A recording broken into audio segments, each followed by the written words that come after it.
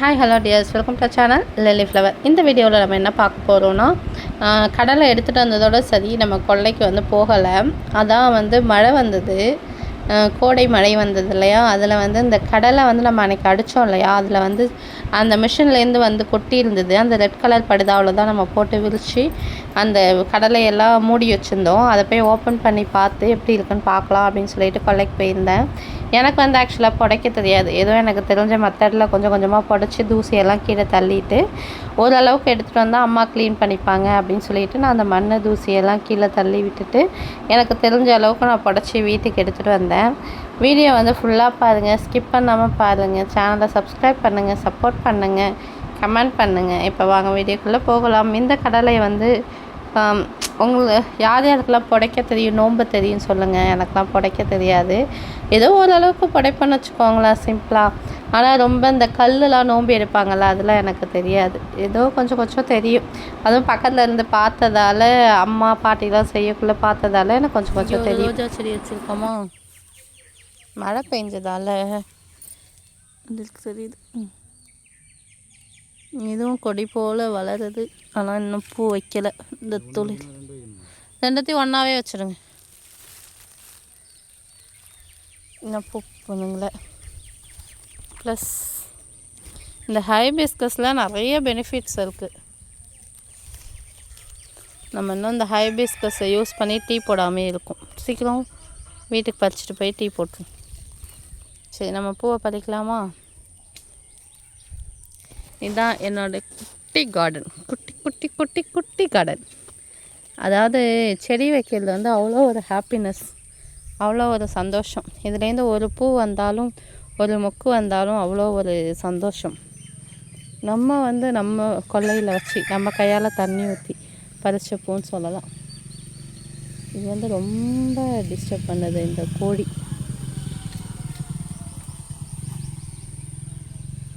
இங்கே பாருங்கள்,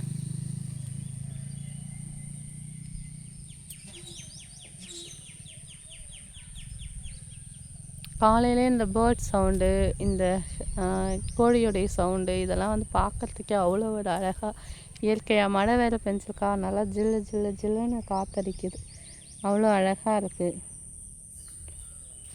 செடி வச்சிட்ருக்காங்க.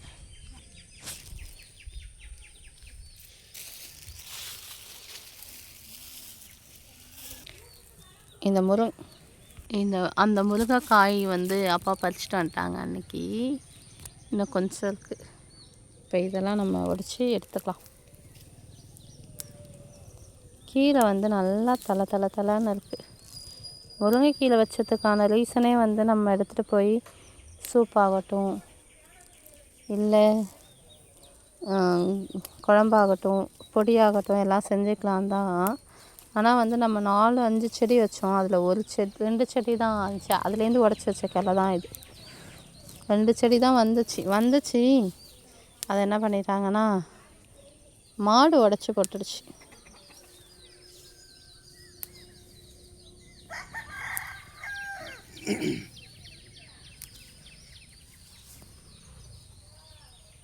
இதோ வருது பாருங்க இந்த கோழிலாம்.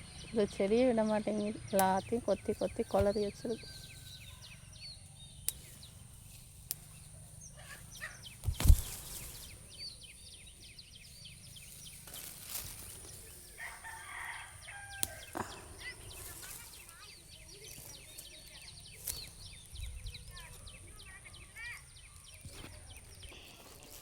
முருங்கைக்கீரை பறிச்சிட்டேன். இதில் அவ்வளோ அயன் கண்டென்ட் இருக்குது. முருங்கைக்கீரையை பற்றி நான் சொல்லவே தேவையில்ல. நீங்கள் உங்களுக்கு பெனிஃபிட் டவுட்டாக இருந்துச்சுன்னா நீங்கள் தாராளமாக வந்து கூகுள் பண்ணி பார்த்துக்கோங்க. அது வந்து செடி முருங்கை. இதுக்கும் ஒரு டிஃப்ரெண்ட்டும் தெரியாது உங்களுக்கு. ஆனால் இந்த முருங்கை வந்து கசக்கும், சாம்பார் ஏதாவது வச்சோன்னா. இது வந்து நாட்டு முருங்கை. அதில் போட்டு எடுத்துகிட்டு வந்தோம், கொட்டிடு. இது வந்து நாட்டு முருங்கை, இது வந்து செடி முருங்கை. சரி, ஓகே, வாங்க நாங்கள் பாருங்கள். ஒரு செடியை கூட விட மாட்டேங்குது. எடுத்ததும் கொல்லை எப்படி தெரியுதுன்னு பாருங்கள். இது வந்து முருங்கை. கடலை எடுத்ததும் இப்படி தான் இருக்குது கொல்லை. ஆ எனக்கு பூக்கள் எல்லாம் கம்மி தான். வீடியோவில் வேறு இது உங்களோட செடியான்னு கேட்குறீங்க. ஆமாம், எங்களுடைய குட்டி கார்டன். இதான் சரி, மாட்டுங்க எடுத்துக்கலாம்.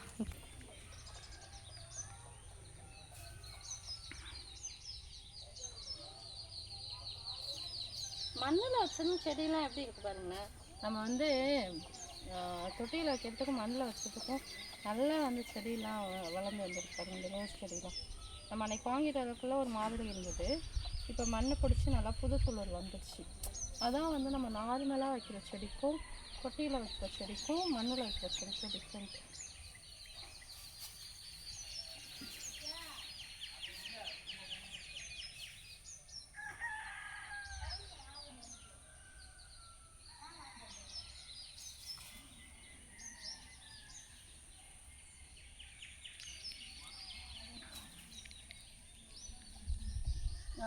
அந்த சைடு படிக்கலாம்.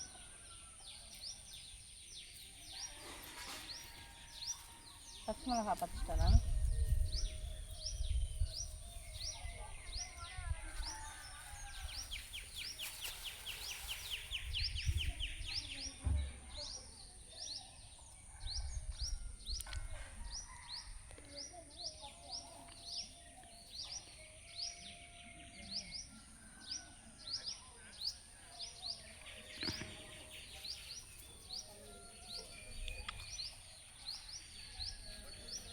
அது தண்ணியாக ஊற்றணும் செடிக்கு.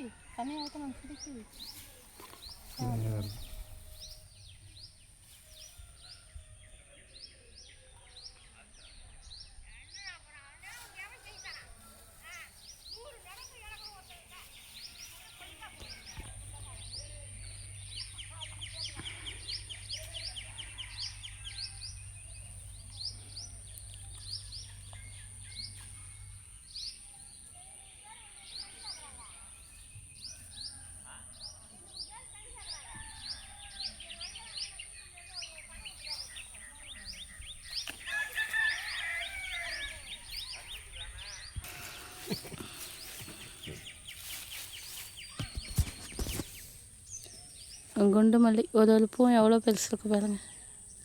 அடுத்த வருஷம்லாம் இது நிறையா பூ வைக்கும். இந்த வருஷம் பூ கம்மியாக இருந்தாலும் அடுத்தடுத்த வருஷம் நிறையா பூ பூக்கும். இது வந்து கலர் காக்கட்டா. ஒரே இதில் எவ்வளோ பூ வச்சுருக்கு பாருங்களேன். செம்ம அழகாக இருக்குல்ல.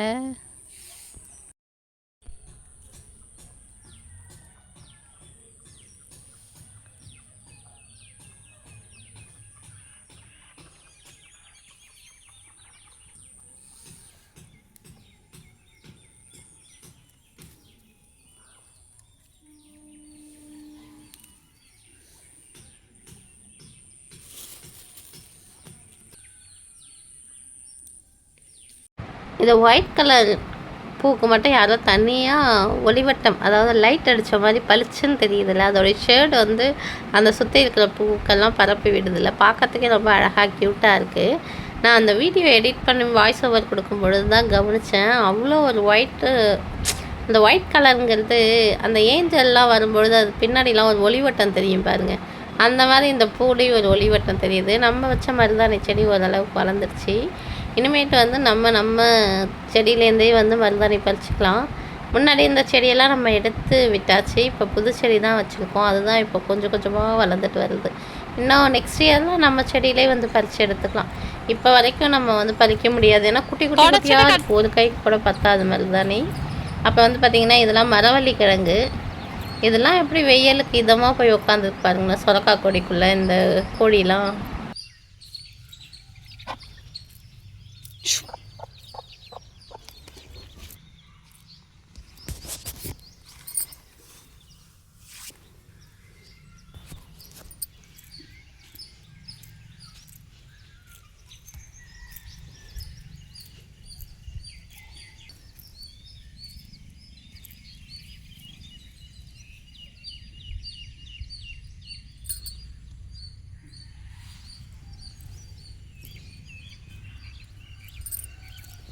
துவரை செடி பூ பார்த்துருக்கீங்களா? நம்ம தினமும் யூஸ் பண்ணுவோம் இல்லையா துவரம் பருப்பு, நம்ம சாம்பார்லாம் வைப்போம்ல, டெய்லி யூசேஜில் நம்ம துவரம் பருப்பு வந்து ரொம்ப மஸ்ட்டாக தேவைப்படும்.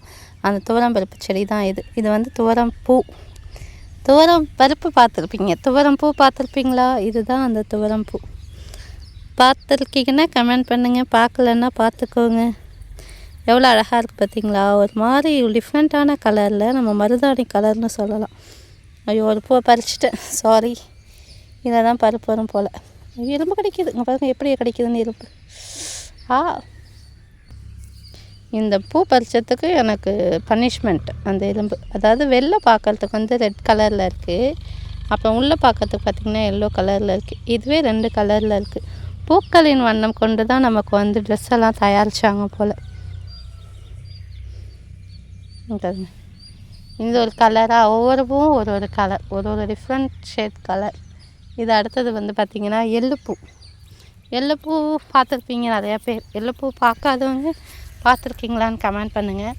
இது வந்து நேச்சுரல் ஹேர் கண்டிஷ்னர்னு சொல்லலாம். இந்த எள்ளு பார்த்திங்கன்னு வச்சுக்கோங்களேன், நம்ம ஹேருக்கு அவ்வளோ நல்லது. இதை வந்து என்ன பண்ணுவாங்கன்னா, அந்த காலத்துலலாம் எல்லோரும் வந்து ஆற்றுல குளிப்பாங்க. ஆற்றுல குளிக்கும் ஆறு மீன்ஸ் ஆறு, ஏரி, குளம் இதில் குளிப்பாங்க. குளிக்கக்குள்ளே என்ன பண்ணுவாங்கன்னா, அங்கே ஒரு செடி இருக்குது பாருங்கள், அந்த பூலா செடி, இந்த எள்ளு செடி, இதெல்லாம் அரைச்சி எடுத்துகிட்டு போய் ஒவ்வொரு ஆற்றுலையும் அந்த மோட்டருக்கு பக்கத்தில் ஒரு கல் இருக்குது பார்த்தீங்களா, அந்த கல் மாதிரி இருக்கும், அதை நல்லா வச்சு தேய்ச்சி அதை வந்து தலையில் தேய்ச்சி குளிக்கும் பொழுது என்ன ஆகுனா, இது நேச்சுரல் ஹேர் கண்டிஷ்னராக யூஸ் ஆகும். இதில் வந்து பேசிக்காகவே வந்து நம்ம செம்பருத்தி செடியில் ஆளி விதையில் இருக்கிற அந்த வழுவழுப்பு தன்மை வந்து இந்த எள்ளு செடியிலையும் இருக்குது. அதனால இந்த எள்ளு செடியை ஒரு ஹேர் பேக்காகவும் யூஸ் பண்ணியிருக்காங்க. இது ஹேர் க்ரோத்துக்கும் ஹேர் ஃபாலுக்கும் ஒரு நல்ல தீர்வாக இருக்குது. யாரெல்லாம் வந்து இதை ஹேர் பேக் போட்டிருக்கீங்க அப்படின்னு சொல்லிட்டு கமெண்ட் பண்ணுங்கள். நான் இன்னொரு வீடியோவில் இந்த செடி நல்லா வளர்ந்து காய் வச்ச பிறகு நான் உங்களுக்கு ஒரு ஹேர் பேக் போடுறேன். இதை வந்து எள்ளு காயும் வச்சுருக்கு பாருங்கள், அதுக்குள்ளே எள்ளும் காய் வச்சுருக்கு. அதே மாதிரி இங்கே பாருங்கள், எள்ளு காய் வச்சுருக்கா தெரியுதா உங்களுக்கு? எள்ளு காய் வச்சுருக்கு, ப்ளஸ் பூவும் வச்சுருக்கு, ப்ளஸ் பூச்சியும் அடிச்சிருக்கு. அதுதான் இன்னொரு பெனிஃபிட்ங்க. ட்ராபேக் இங்கே பாருங்கள், இது ஃபுல்லாகவே வந்து ஒரு இடத்துல செடி இருக்குது, ஒரு இடத்துல செடி இல்லை. இந்த எள்ளு வந்து உடம்புக்கு வந்து அவ்வளோ நல்லது. இளைச்சவங்களுக்கு எள்ளு, கொழுத்தவங்களுக்கு கொள்ளுன்னு சொல்லுவாங்கள்ல, அந்த மாதிரி வந்து இந்த மாதிரி இயற்கையாக சாப்பிட்றது தாங்க வாழ்வில் வந்து ரொம்ப ஒரு இம்பார்ட்டண்டான ஒரு விஷயம். எவ்வளோ செலவு பண்ணுறோம், இந்த செலவு பண்ணுறதெல்லாம் எதுக்காக? நம்ம வந்து ஹெல்த்தியாக சாப்பிட்ணுங்கிறதுக்காக தான். அந்த ஹெல்த்தியாக சாப்பிட்றதுக்கான வெர்ஷன் வந்து நம்ம கையில் தான் இருக்குது.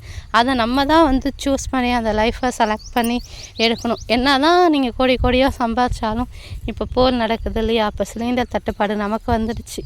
அதனால் வந்து ஒவ்வொரு விஷயமும் வந்து இயற்கை மாறிக்கொண்டே வருகிறது. யாரெல்லாம் வந்து 5 ஸ்டார் ஹோட்டல் தேடி போனவங்கலாம் இன்றைக்கி 5 ஸ்டார் ஹோட்டலில் விறகடுப்பு சமையல் தான் நடக்குது. அந்த மாதிரி ஒவ்வொரு விஷயம் காலங்கள் மாறிக்கொண்டே இருக்கும். நம்ம எப்படி ஆதி காலத்தில் வாழ்ந்தோமோ அந்த ஆதி காலத்துக்கு மீன்ஸ் ரொம்ப ஆதி காலத்துக்கு போகாதீங்க.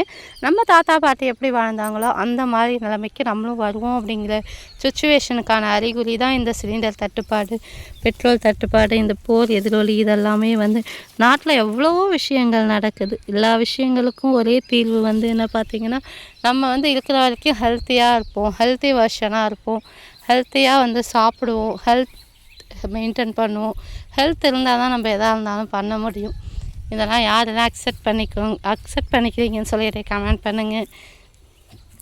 இதெல்லாமே வந்து எள்ளு செடி. இது பார்த்திங்கன்னா நம்ம ஊரில் வந்து பார்த்திங்கன்னா எல்லோரும் வந்து இப்போ வந்து கடலை எடுத்துட்டு எல்லாருமே முருங்கை தான் பாருங்கள். அந்த கொல்லையில் முருங்கை, அந்த கொல்லையில் எள்ளு, இந்த கொல்லையில் முருங்கை, இது மாதிரி சுற்றி வந்து முருங்கை இது மாதிரி தான் இருக்கும். அங்கேயும் முருங்கை. எங்கள் ஊரில் இப்போ சீசன் என்னன்னா, இந்த கடலை எடுத்துகிட்டு இப்போ வந்து எள்ளு அடுத்தது வந்து முருங்கை. இது 2 தான். நாங்கள் வந்து வீட்டுக்கு மட்டும்தான் எள்ளு போட்டிருக்கோம், சேல்ஸுக்கு கிடையாது. இதில் நாங்கள் உளுந்து போட்டிருந்தோம் இல்லையா, அந்த உளுந்து எடுத்துட்டு இதுக்கு வந்து எள்ளு அடுத்தது. இந்த மாதிரி ஒரு கல் இருக்கும், சலசலப்பான கல். இதை வந்து போட்டு தேய்ச்சி நல்லா தலையில் தேய்ச்சி அவங்க துணி துவைக்கிறதுக்குள்ளே இந்த ஹேர் பேக் வந்து அவங்க தலையில் ஊறிடும். அதுக்கப்புறம் குளிச்சுட்டு அவங்க துணியெல்லாம் காய வச்சு எடுத்துகிட்டு வீட்டுக்கு போவாங்க. இந்த பூ செம அழகாக இருக்குல்ல. ஷேப்பும் இதை வச்சு தான் கண்டுபிடிச்சிருப்பாங்களோ இருக்கலாம். சரி, இந்த முருங்கைக்கண்ணெல்லாம் ஞாபகம் இருக்கா? இது எல்லாமே நம்ம நட்ட முருங்கைக்கண்ணு, முருங்கை விதை முளைச்சி இவ்வளோ தூரம் வந்திருக்கு.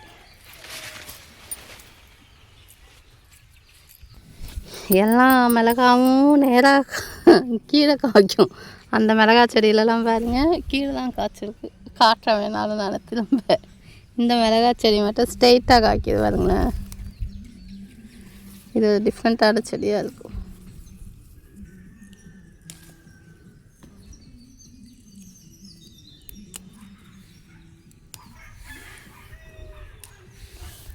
நேராக காய வச்சிருக்கு இந்த மிளகா செடி.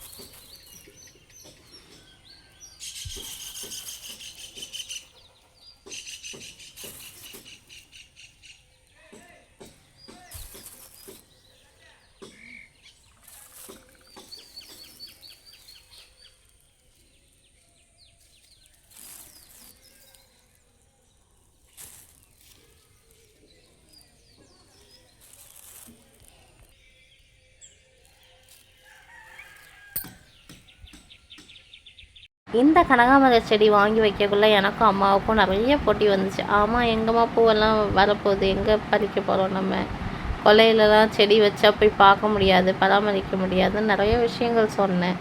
ஆனால் இப்போது தினமும் அந்த செடியிலேருந்து ஒரு அரைமணை பூ. இப்போ ரீசன்ட் டேஸாக வந்து பூவே கடையில் வாங்குறதில்ல. இந்த பூவை தான் பாப்பா ஸ்கூல் வச்சுட்டு போகிறாங்க. இப்போ தான் வந்து இப்போ மல்லிகைப்பூ சீசன் வந்ததும் கொஞ்சம் கொஞ்சம் பூ வாங்க ஸ்டார்ட் பண்ணியிருக்கோம். ஒரு பூவாகட்டும், ஒரு பச்சை மிளகாயை சொல்லுங்களேன், சட்னிக்கு பச்சை மிளகாய் ஆகட்டும், ஒரு கீரை தண்டு, கீரை கடையில், முருங்கைக்கீரை, இதெல்லாம் வந்து எனக்கு ரொம்ப கிடைக்காத பட்சத்தில் தான் நம்ம வந்து கண்டிப்பாக கொஞ்சமாக தான் ஆர்கானிக்காக நமக்கு தேவையான பொருட்களை நம்மளே பயிரிடப்பட்டு சாப்பிட்ணும் அப்படின்னு சொல்லிட்டு எனக்கு ஒரு ஆசை.